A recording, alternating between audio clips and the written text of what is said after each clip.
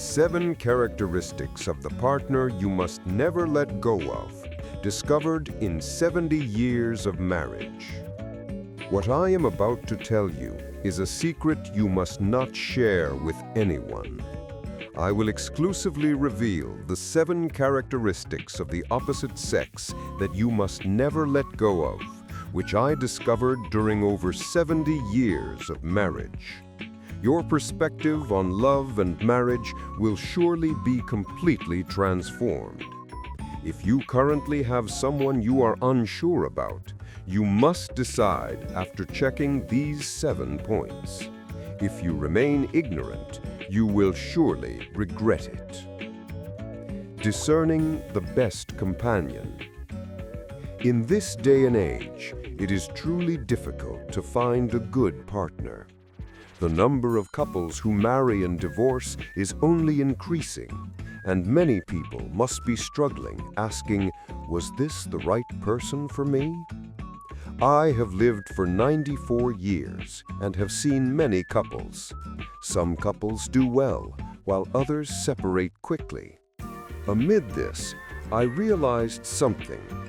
People who can truly become happy couples always have common traits. It is neither appearance nor money. It is something more important, an essential quality deep within the heart. I got married at the age of 23 when I was young, but I was poor at the time. I had just started a small-town factory making light sockets, and I had absolutely no clear vision for the future. Seeing the wife who agreed to join me despite my circumstances, I truly felt, this person is a true partner. Today, I want to share the 7 lessons I learned from my long years of experience and observation. If you meet a person with these qualities, you must never let them go. Knowing this will greatly change your life. 1. Cherish the person who stays with you even without money. Now for the first lesson. Please listen carefully, as this is the most important thing of all. In the world today, there are too many people who judge others by money. There are people who only care about what's their annual income or what's their occupation. But if you marry such a person, you will surely regret it. Let me tell you about my youth. At 23, I was a poor craftsman with no track record. My small-town factory where we made light sockets only had 3 employees, including myself. It was at that time I decided to marry, but the woman's family strongly objected. "What are you doing, marrying a man with no future? Find someone more respectable." It was natural for them to say that, as I had nothing. But the woman who became my wife was different. She said, "Even without money, I feel like I can work hard with this person." That's what she said, and she chose me. Even after we married, the hard times continued. There were times when products wouldn't sell, and we struggled even for food. Yet she never once complained. On the contrary, she encouraged me, saying, "It will be all right. It will surely work out. I'll work hard together with you." It was because of this support from my wife that I was able to grow Matsushita Electric into what it is today. Conversely, I have seen many marriages based solely on money, and most of them have not gone well. Things are fine when there is money, but the moment the situation slightly worsens, they immediately start complaining. "This isn't what I expected," or "Maybe there was someone better." Once they start saying such things, the marriage is over. I want you to remember this. Money can be lost, but true affection is never lost. The difficult times are when you learn a person's true feelings. The person who tells you, "Let's start over together," even when you are at the bottom, is the true partner. If you meet such a person, you must never let them go. That is my deep conviction. 2. Cherish the person who genuinely rejoices in your success. Here is the second lesson. This is also important, so take it to heart. There are people in the world who cannot genuinely rejoice in others' success. Especially people close to you are prone to jealousy. But a person who truly loves you is different. They rejoice in your success as if it were their own. In my experience, this was evident when my business began to take off. My small-town factory started getting more orders, and I had to increase the number of employees. At such a time, my wife would say, "Father, that's amazing. So many people can work now." She rejoiced as if the achievement were her own. However, there are also wives who are not happy when their husband succeeds. Some say, "Don't get carried away," or "The old days were better." If you are with such a person, success itself becomes painful. A business acquaintance of mine once told me this, "Mr. Matsushita, when I succeed, my wife gets upset. She says things like, 'Now that you're rich, you look down on me.'" I felt sorry for him when I heard that. How lonely it must be to work hard and succeed only to not be understood by the person closest to you. In contrast, my wife always supported me when I challenged myself with new things. When I decided to start the radio business and later enter the television business, she would push me forward, saying, "It will surely work out, because you are the one doing it, Father." It was precisely because of this support from my wife that I could boldly challenge new fields. A person cannot succeed alone. You always need the support of the people around you. Among them, the presence of your closest partner is especially significant. I want you to understand how precious a person is who rejoices in your success from the bottom of their heart. If you meet such a person, they are the best partner for your life. You must cherish them absolutely. 3. The person who silently supports you in times of trouble is the true companion. Here is the third lesson. This is one of the things I consider most important in life. People are all kind when things are going well. However, you truly learn a person's worth during difficult and painful times. Their true nature is revealed by the attitude they take at that moment. There is an event I can never forget. It happened soon after I founded the company. We lost many things in the war, and there was a period when the company's reconstruction was not going as planned. Cash flow was tight, and it was difficult even to pay the employees' wages. One day, my wife silently took her kimono to the pawn shop. Although I had said nothing, she made that decision herself. When she came back, she offered me the money and said, "This will make things a little easier, won't it?" She did not blame me or complain. She simply supported me in silence. I can never forget my wife's face at that moment. Conversely, there are people who complain in times of trouble. I had an acquaintance who was continuously blamed by his wife when his business started failing. "This happened because of you. Why didn't you think things through properly? I'm not at fault." He was told this every day, and his spirit was completely broken.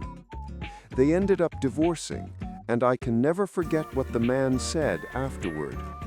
"Mr. Matsushita, I realized how precious a person is who supports you in tough times." That's right. It is in times of trouble that a person's true love is revealed. Complaining is easy, but supporting in silence requires true love. I have faced many difficulties throughout my long business career, but each time I was able to overcome them because my wife silently supported me. Sometimes just having her by my side without saying anything was incredibly reassuring. Remember this: you must never spend your life with a person who blames you in times of trouble. You cannot be happy with such a person. Conversely, if you have someone who silently supports you in tough times, that person is a gift from heaven. Such a person is the one who will truly enrich your life. 4. A person who cherishes family will surely cherish you too. Here is the fourth lesson. This is often overlooked, but is very important. If you want to know a person's true nature, you should observe how they interact with their family. A person who cherishes their parents and maintains a good relationship with their siblings is undoubtedly a good person. This happened when I visited my wife's family before we married. It was still in the omiai stage, but when I saw her attitude toward her parents, I was convinced, this is the person. I can't be wrong. When her parents spoke, she listened carefully until the end. Even if there was a disagreement, she never raised her voice and gently conveyed her feelings. Seeing that, I thought, this person will surely cherish me too. In fact, even after we married, she cared for my parents as if they were her own. When they were sick, she nursed them even in the middle of the night, and she often worried about them before I did. A person who cannot cherish their family cannot truly cherish others. This is my conviction. The reason is that family is the closest relationship and the one where you least need to put on a facade. A person who cannot be kind to such people is unlikely to be truly kind to others. Conversely, I also know someone who married a person who was on bad terms with their family. At first, that person was kind, but gradually their true nature emerged. They spoke ill of their own parents without hesitation and rarely contacted their siblings. Such a person eventually stops cherishing their spouse too. A person who thinks, my family doesn't matter, will eventually think, my spouse doesn't matter either. I often told my employees, if your home life isn't going well, your work won't go well either. The family is the foundation of a person. A person whose foundation is not solid will not last long anywhere. Therefore, when choosing a spouse, you must always look at the person's family relationships. Choose a person who cherishes their family and is loved by their family. Such a person will surely cherish you even more than their family. That is what I learned from my experience. A warm atmosphere naturally flows around a person who cherishes their family. Being with such a person makes you feel gentler yourself.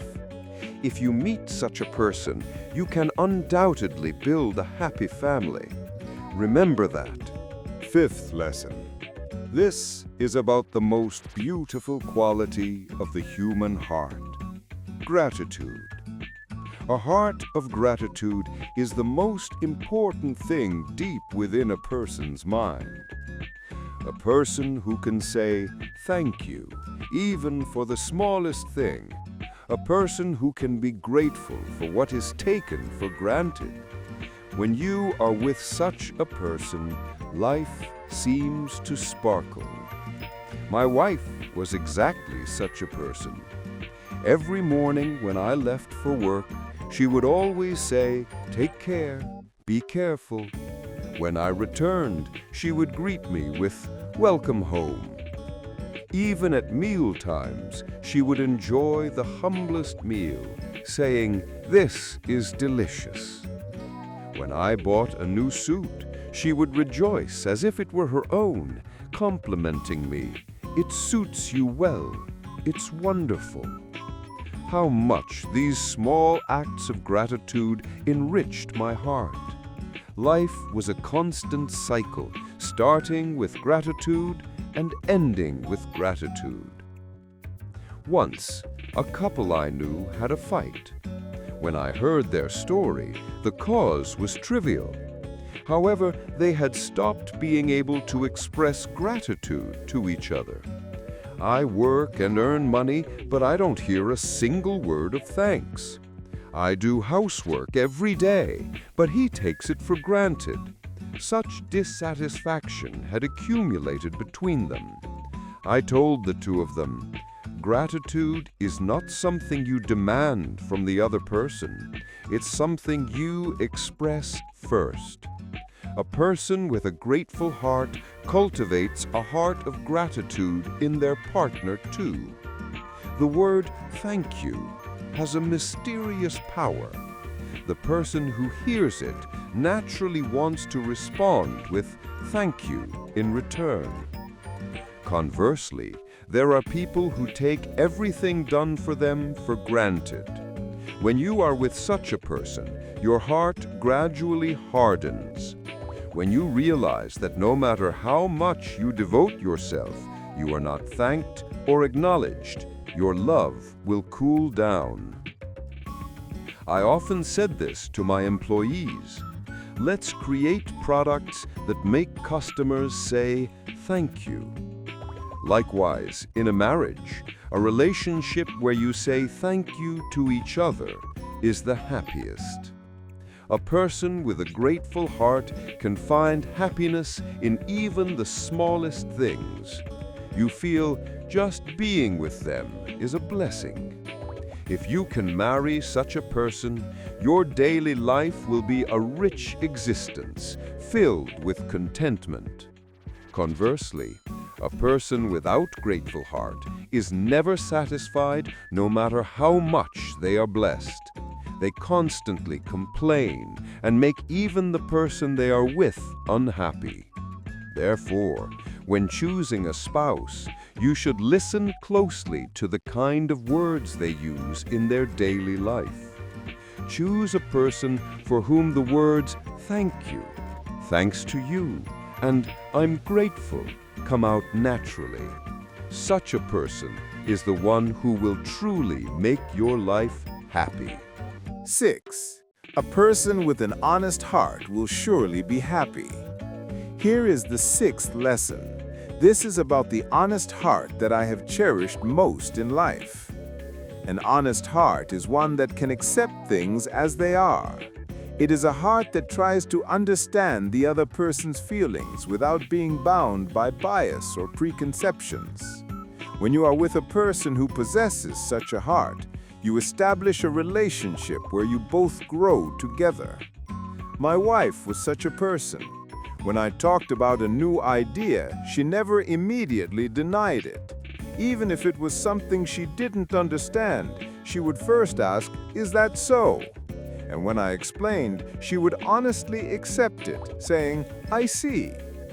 This happened when I announced I would enter the television business.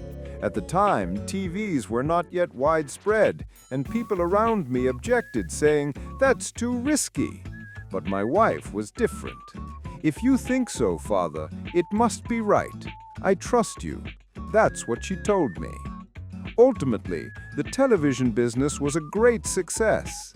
If my wife had objected from the start, I might have hesitated, and it might not have gone well. The characteristic of a person with an honest heart is that they listen properly to the other person's story. They try to understand the other person first, without forcing their own opinions. When their mistakes are pointed out, they can honestly accept it, saying, "Thank you." Conversely, a person who is not honest is stubborn. They think their idea is absolute and refuse to listen to others. If you are with such a person, you will constantly argue. I knew a couple who were always fighting. When I heard their story, they were just insisting on their own correctness. "I'm right. No, I'm right." They kept saying such things and refused to try to understand the other person's feelings. They could never be happy this way. A person with an honest heart also has the desire to learn from their partner. They strive thinking, what can I learn from this person? And how can we make our relationship better? If you marry such a person, you can both become each other's teacher. You can continue to grow together. Even as you age, you can maintain a fresh perspective. An honest heart is also humility. It is the feeling that I still have a long way to go. I need to learn more. A person with such a heart is always youthful and attractive. Therefore, when choosing a spouse, you should look at whether they have an honest heart. Do they listen properly to others? Can they admit mistakes? Can they express gratitude? Observe these things carefully and choose a person with an honest heart. Such a person is the one who will truly enrich your life. 7. The person who has the resolve to walk together is the true companion. Here is the final, 7th lesson. It may be the most important and deepest lesson of all. Marriage is not a temporary emotion. It is a lifelong commitment to support and grow with each other. To do that, you need the strong resolve to walk with this person no matter what happens. When my wife and I got married, I told her this: I may not necessarily succeed, I may fail, but no matter what happens, I have the resolve to make you happy. Then my wife replied, I feel the same way. No matter what happens, I will walk with you, Father. I can never forget the look in her eyes at that moment. There was no hesitation or anxiety, only strong determination. In reality, our lives had ups and downs. We lost our factory in the war. We suffered from illness. We made big mistakes in business. But even during those times, my wife never once said, I've had enough. She always told me, let's overcome this together, and walked by my side. It was because of that resolve that we were able to continue as husband and wife for over 70 years. Some young people today marry with the casual thought of, if it doesn't work out, we can just separate. But you cannot attain true happiness with such an idea. A person with resolve does not give up easily, even when facing difficulties. They constantly think positively. How can we make this work? How can we improve our relationship? Conversely, a person without resolve runs away at the slightest problem. You cannot build a deep bond with such a person. I once gave a speech at an employee's wedding, and I said this: marriage is not an extension of romance. It is a lifelong enterprise. To succeed in an enterprise, you need resolve and effort. The people in the hall laughed, but I was serious. Just like a business, marriage requires resolve to succeed. A person with resolve is not reluctant to put in the effort to change themselves for their partner. They think, if I'm with this person, I can become a better person, and they do not neglect self-improvement. If you marry such a person, you can both become the best partners for each other. As you grow older, your bond deepens, and you can achieve a relationship where others look at you and say, that couple is wonderful. Therefore, when choosing a spouse, you must discern whether that person has resolve. Will this person truly walk through life with me? If you meet a person with that resolve, it is the greatest treasure of your life. You must never let them go. Concluding words. Well, how was that? Did the 7 lessons I talked about today resonate with you? A person who stays with you even without money. A person who rejoices in your success. A person who silently supports you in times of trouble. A person who cherishes family. A person who never forgets a heart of gratitude. A person with an honest heart. a person who has the resolve to walk together. If you meet a person with these 7 characteristics, it is truly a miraculous thing. If such a person exists, you must never let them go. Life is once in a lifetime. Therefore, I want you to walk with a person you can truly love from the bottom of your heart. Do not be confined by appearance or conditions. Choose a person with a beautiful heart. Such a person is the one who will truly enrich your life.